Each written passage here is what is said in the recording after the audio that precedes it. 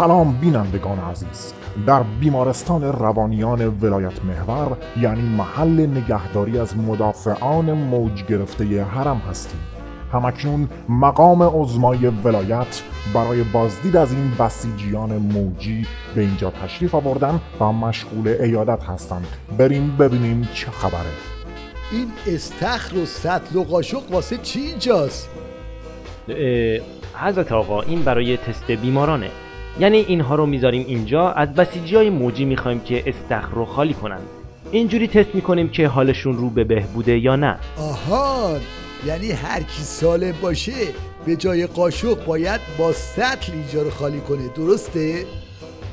آخه گوساله، کسی که سالم باشه شیر تخلیه رو باز میکنه.